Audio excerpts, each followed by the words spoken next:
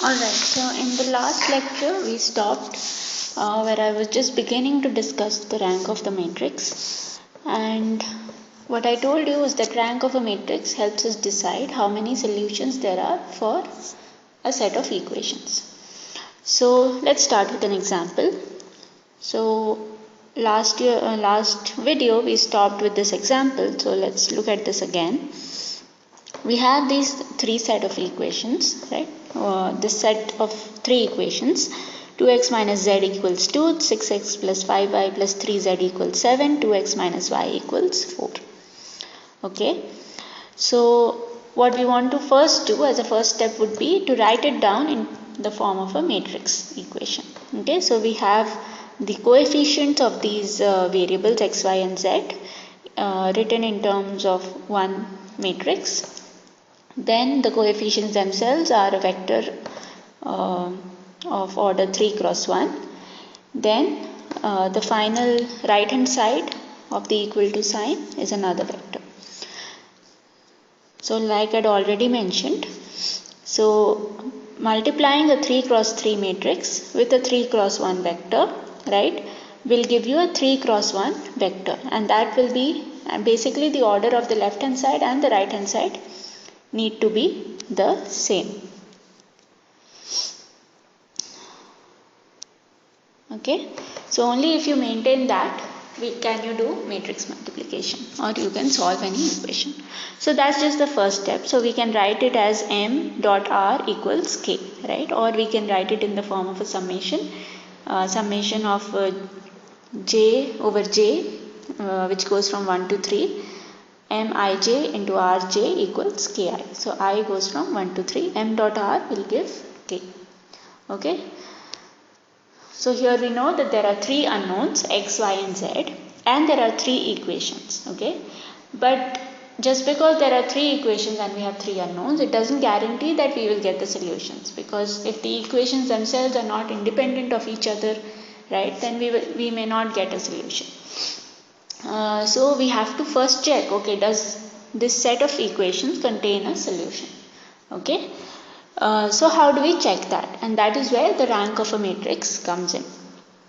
Alright, so as a first step what we do is we first create a new matrix called A, which is a combination of M and R.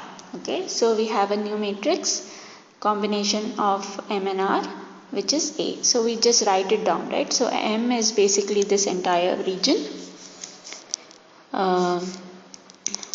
from 2 and this part is R, right? This is M and this is R. Okay, so what we have to do is, of course I am going to erase this now because it will become too much.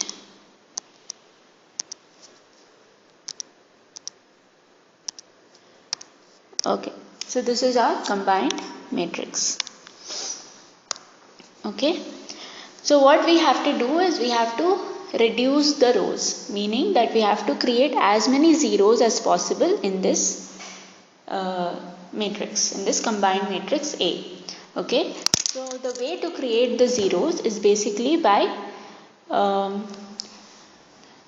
doing row reduction, which means that you have to do some operations on rows. Okay, so the rows, you can either subtract a row from another row, you can add a row to another row, you can add a row to a multiple of another row, so something like that. Okay, you can do all of these operations.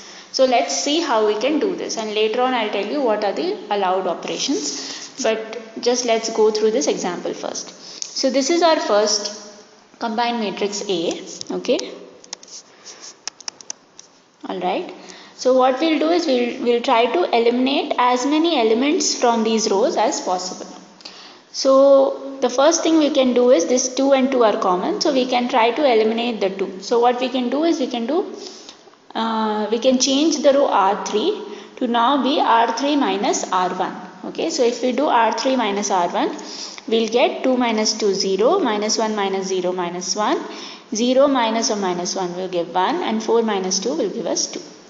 Then we can also do R2, which becomes we can do an operation on the row R2. So that R2 changes to R2 minus 3R2. Okay, here. So this will become, so R2 minus 3R2, 6 minus 6, so 0. So let's, I think I just kept it the same. So let's do the operation. Okay. Alright. So 6 minus 6 will give you 0. 5 minus 0 will give 0. 3 minus of minus 3, right? So it will give 6. And 7 minus 6 will give 1. Okay. So this is our set of operations. Now let's try to reduce it further. Okay.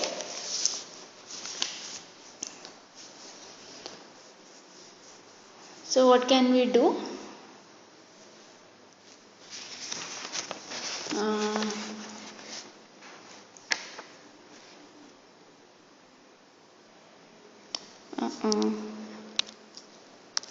This has to be 5, right? So please make sure that you understand what I am doing. If there are mistakes, I will try to correct it myself. But if you see mistakes, you can point it out. Okay. So this is our equation. So now what we can do is,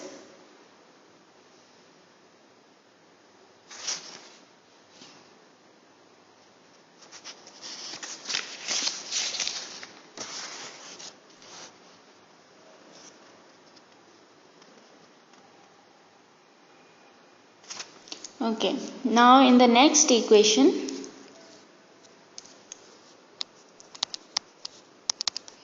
okay, so let's call it A2 now. So we'll have another set of matrices. So let's see what we can do. We can do, we can have multiply R3. So let's change R3. And R3 can become now 5R3 plus R2. So basically we are trying to eliminate this element and this element. Okay.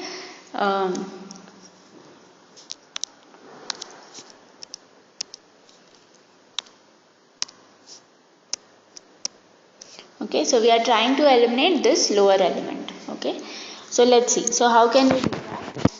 So we have, this remains the same, 2 0 minus 1 2. R2 also doesn't change, 0 5 6 1.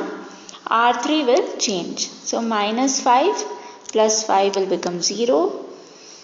5 plus 6 will become 11. And 10 plus 1 will become 11. Okay, so this is our equation. Okay, now what do we do? Now we can try and reduce this. Okay, reduce the last row, the final row. So final row, what we can do is we can just do R3 becomes R3 by 11. Okay, so there is not much change here. So 2 0 minus 1 2, 0 5 6 1, 0 0 1 1. Okay, so what we are trying to do is we are trying to make the elements of every row either 0 or the lowest possible number that is possible. Okay, so that is what we are trying to do. Okay, now what can we do? Now we can try and eliminate something else, right? So let's see. So you can do it in any order. There is no such hard and fast rule. You can do it in any way that you want to do it. Okay, so we can do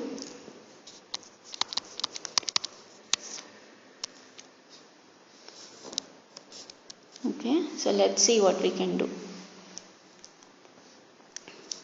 So we can change it as R2 becomes R2 minus right. So R2 minus 6 R3. Now that this is 1, we can do that, right? So this is 2 0 minus 1 2. 0, 5, 6 minus 6 is 1, and 1 minus 6 becomes minus 5, and this remains the same. Okay, so this is our next one.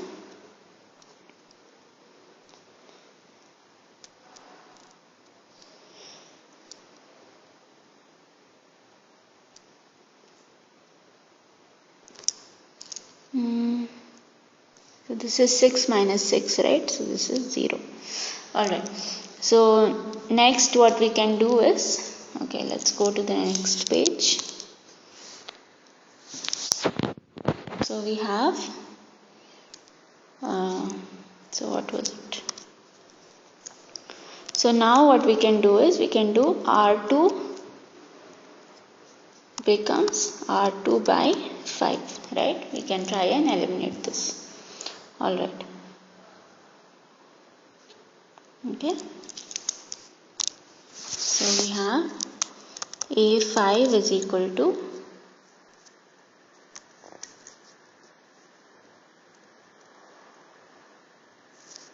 2003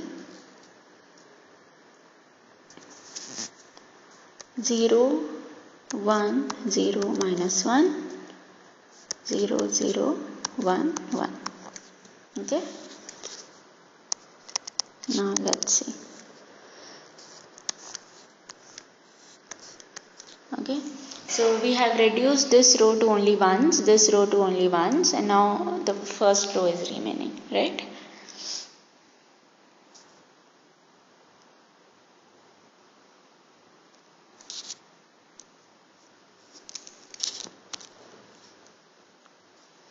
Okay, so there is a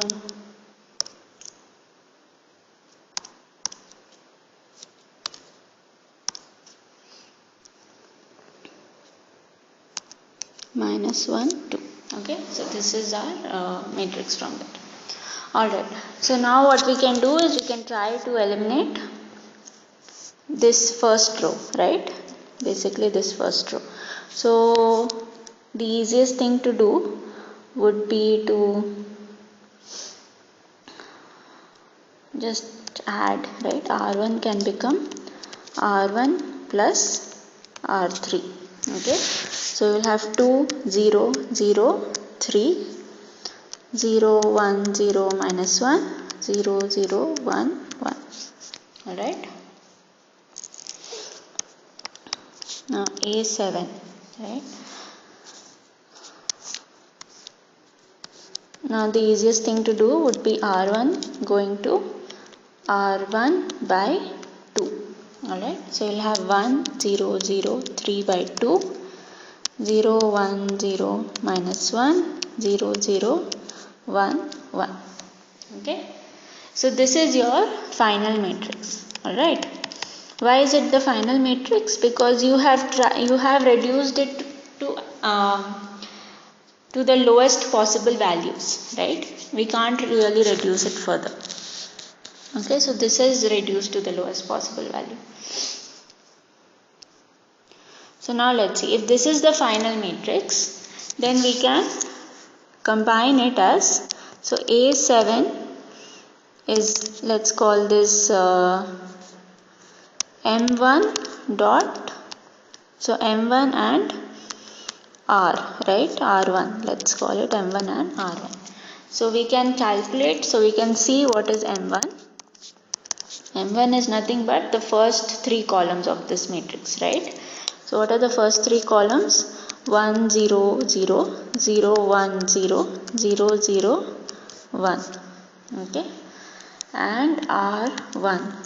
Alright, so maybe we can just call it M7 and R7, just because, so that we have the same notation. Alright,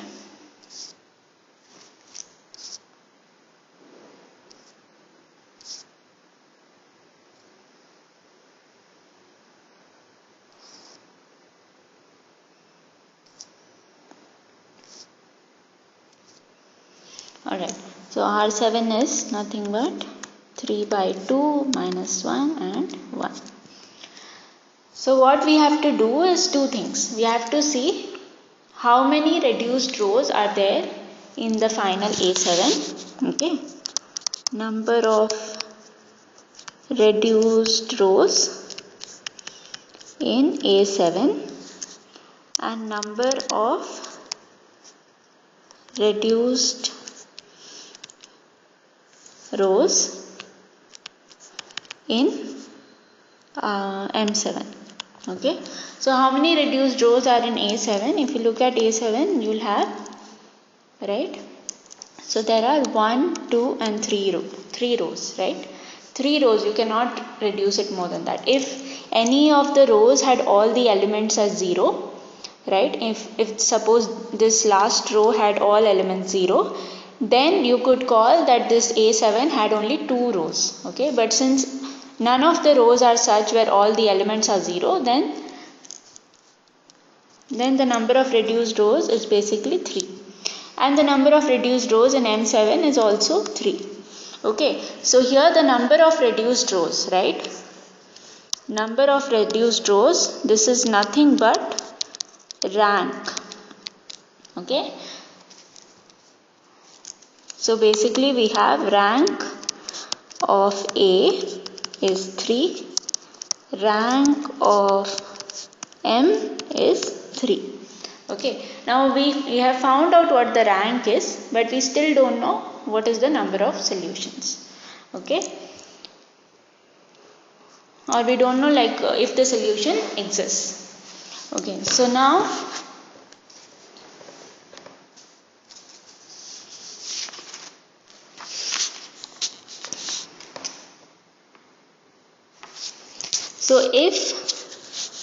so here we see that rank of A is equal to rank of M, right? Which means if rank of A and rank of M are equal,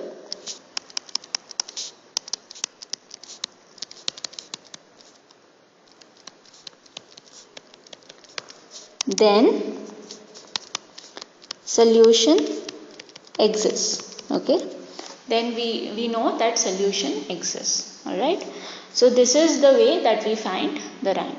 So we need to, so whenever you are given a set of equations, you need to first know whether a solution is even possible. If the solution itself is not possible, then what's the point in solving it, right? So we need to first see if the solution is possible. Of course, I mean, this is generally the simplest way to see whether a solution is possible. Okay, so you need to do these things only if for a set of equations a solution exists or not, and then solution exists, right? So in this case one solution exists. Basically for the variable, for the vector, there is a solution, right? There are 3 unknowns and you have 3 answers for those unknowns, right? One answer each. So one solution exists for the set of equations. Alright, so let's see. So there are some rules. Okay, so this is just for that example, but now let's look at the general rules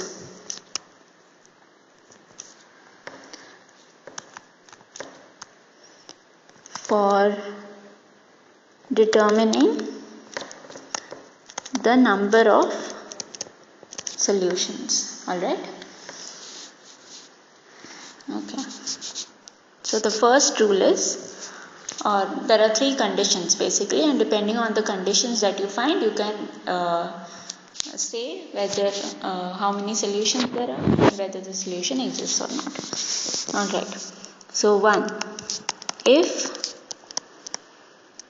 rank of M is less than rank of A, okay, then basically there are no solutions. Okay, this is the first condition. Second is, if rank of M is equal to rank of A, which is also equal to number of unknowns. Okay, so for example, in our previous example, we had 3 unknowns and the rank of M was 3, rank of A was also 3, and so we can say that one solution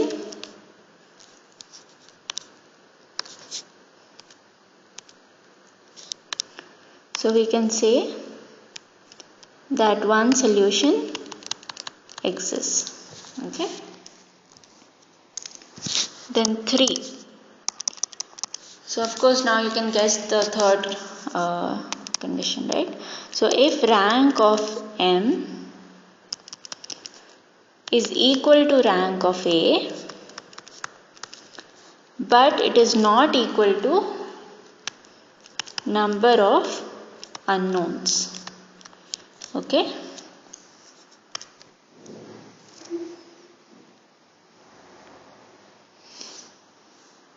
Okay, so basically what will happen is,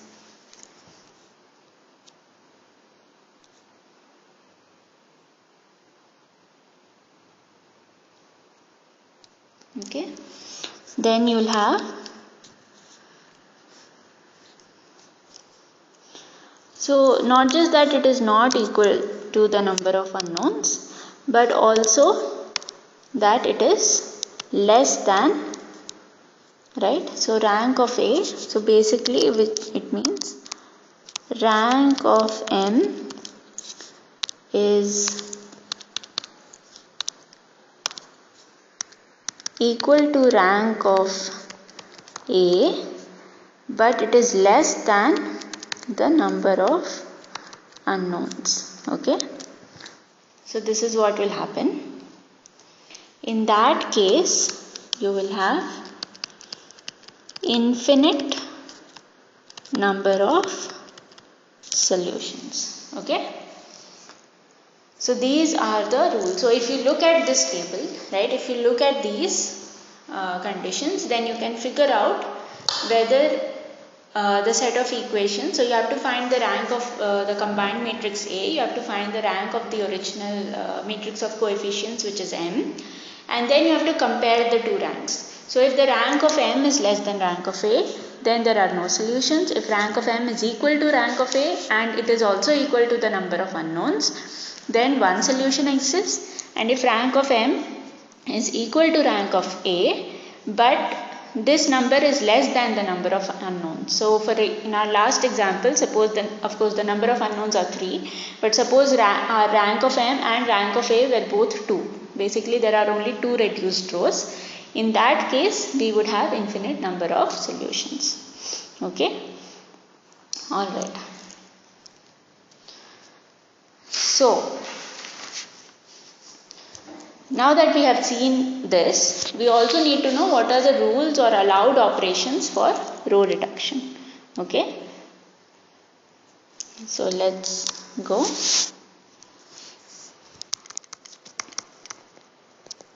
Rules or allowed operations for row reduction. Okay, so first is that you can interchange. Okay, you can interchange two rows. All right, so basically what it means is you can make R1 as R2 and R2 as R1. So that is called interchanging, right? So that is an example. Alright. 2, you can multiply or divide a row by a non-zero constant, right? We have done that. You can multiply or divide a row by a non-zero constant, right? We have done this. So if you look at, let's say,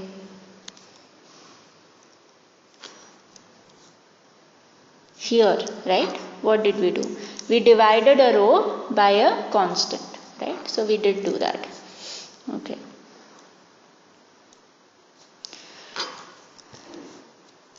and 3. You can add or subtract a multiple of one row to another. You can add or subtract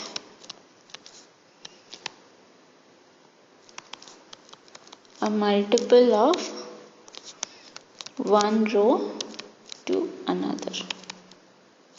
Alright, so this also we have done. So if you look at here, right, so what is this?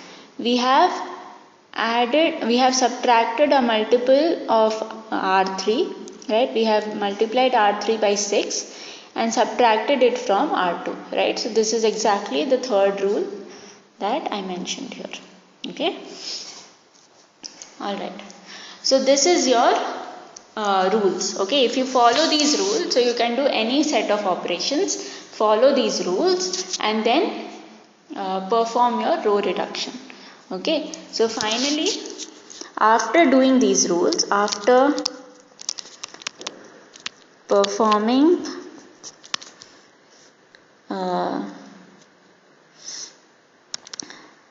these operations, what you get is rank of a matrix,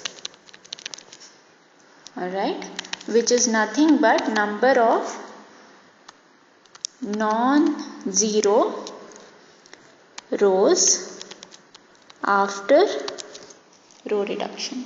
Okay, after row reduction. So this is called rank of a matrix, and this helps us in determining how many solutions there are for a set of equations. Alright, so this is very helpful. Okay, so now that I have already shown you one example, I want you to find, right, this is a homework problem for you. Okay.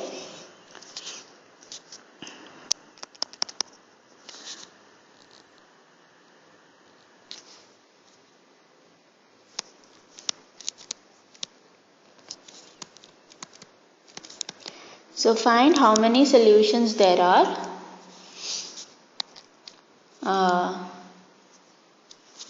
for the following set of equations.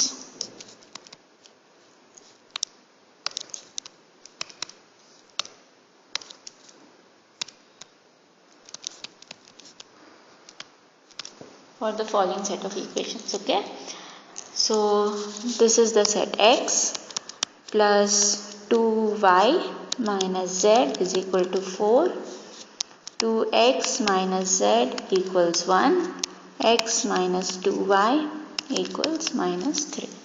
Okay, so I want you to find this. So do it in the same way, find the rank of a matrix and then from the rules determine, like from these conditions, right? I've already told you. From these conditions you can determine how many solutions there exist, and after that you can also find the solution, right? Because you would have reduced it so much that now if you write it back in terms of equation, you will be able to solve it if the solution exists. Okay, so one has to see first whether the solution exists or not. Okay, so this is a homework problem for you. Alright.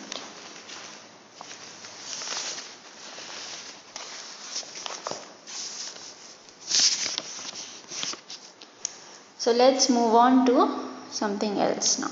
Okay.